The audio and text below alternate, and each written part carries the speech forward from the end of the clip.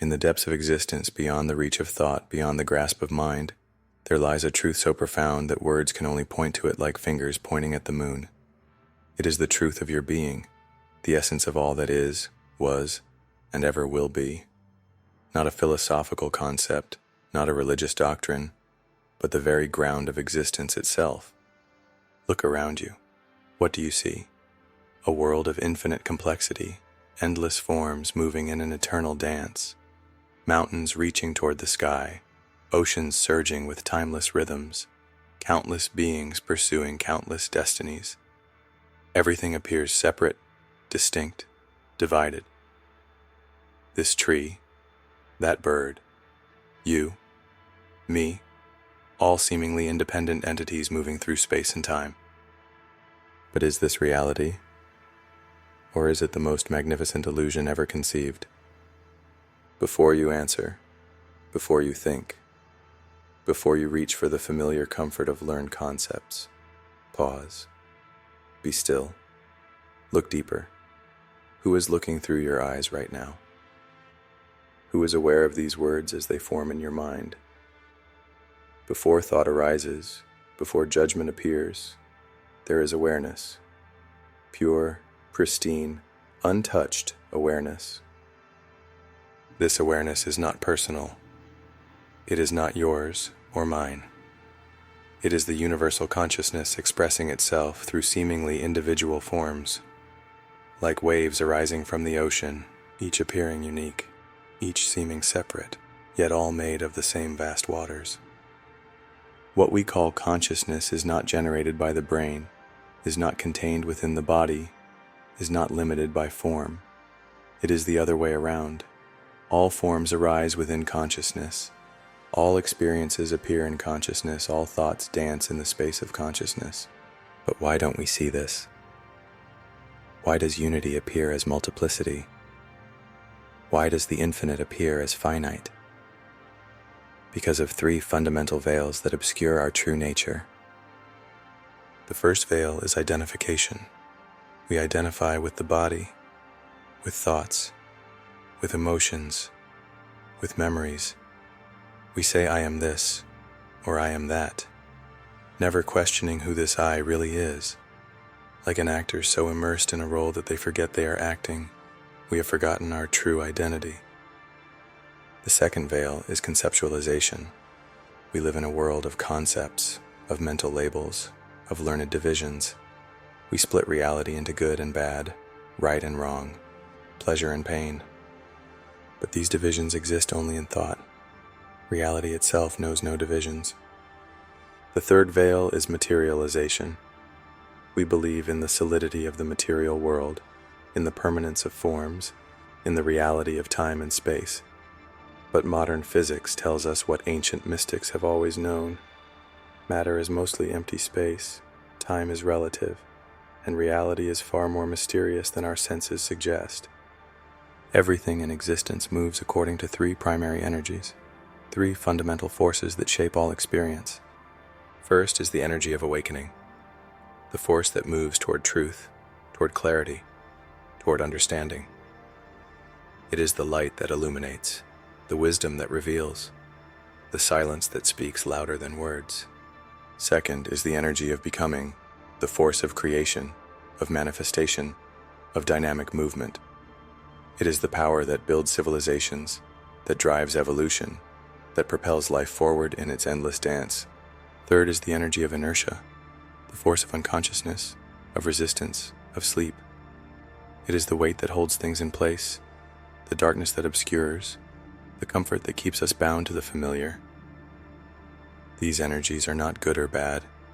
They are the very fabric of existence, the threads weaving the tapestry of experience. Understanding them is key to transcending their limitations. Imagine a mirror, vast, boundless, without edges or limits. This mirror is consciousness itself. Everything that exists, every form, every thought, every experience, is a reflection appearing in this mirror. The mirror never changes, yet it accommodates every possible reflection. It is never stained by what it reflects, never damaged by what appears within it. It has no preferences, No judgments, no desires. It simply is. You are this mirror, not the reflections appearing within it, but the mirror itself, the pure awareness in which all experience arises and subsides. This world we perceive, this intricate play of forms and energies, is like a dream appearing in consciousness. Just as every character in a dream is made of the same dream substance, every form in existence is made of the same consciousness. When you dream at night, where do the dream characters come from? Where is the dream world located? What is it made of? Upon waking, you realize that everything in the dream was your own consciousness, taking the shape of different forms. This waking world is no different. It is consciousness taking the shape of infinite forms, playing all the parts, dreaming all the dreams. You are not in the dream. You are the dreamer. You are not in consciousness. You are consciousness itself. How does one realize this truth? Not through accumulation of knowledge, not through years of practice, not through any action in time. Those may prepare the ground, may clear the obstacles, but the final recognition is always immediate, always now. It is not about becoming something new, but recognizing what already is.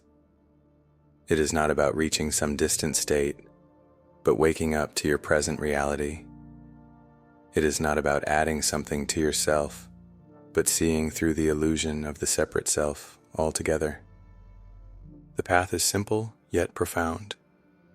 Look within, not at your thoughts, not at your emotions, not at your experiences, but at the awareness in which all these appear.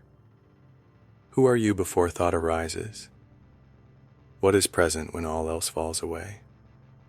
This recognition, once it occurs, changes everything while changing nothing. The world continues as before, but you are no longer fooled by appearances. Forms arise and subside, but you remain as the unchanging awareness in which all changes occur. You realize that what you are is not bound by birth or death, not limited by time or space, not confined to any particular form or experience. You are the eternal presence in which all temporality appears. This is not a philosophical position to be believed, but a living truth to be realized. It is not something to be achieved in the future, but to be recognized now. It is not a state to maintain, but your natural condition that cannot be lost. The greatest obstacle to this recognition is the belief that it is not already the case. The belief that enlightenment is something to be achieved, that truth is somewhere else, that reality is other than what is present now. All seeking ends when you realize there is nowhere to go, nothing to become, nothing to achieve. You are already that which you seek. You are already free, already complete, already whole. The separate self you thought yourself to be was only a thought, a mental image, a temporary identification. What you truly are is the boundless awareness in which all selves, all thoughts, all experiences come and go. This is your invitation to recognize your true nature, not tomorrow, not after years of practice, but right now. Look within. Who is aware of these words? Who is conscious of this moment? The answer cannot be found in thought because it is prior to thought. It cannot be seen as an object because it is the eternal subject. It cannot be known as something separate because it is the very knowing itself. You are not becoming conscious. You are consciousness itself. You are not reaching enlightenment. You are the light in which all things appear. You are not finding truth. You are the truth that cannot be lost. This is not the end of the journey, but the recognition that there was never any journey at all. This is not the attainment of something new, but the rediscovery of what was never absent. You are that which you seek. You always were. You always will be. The only question is, are you ready to recognize it?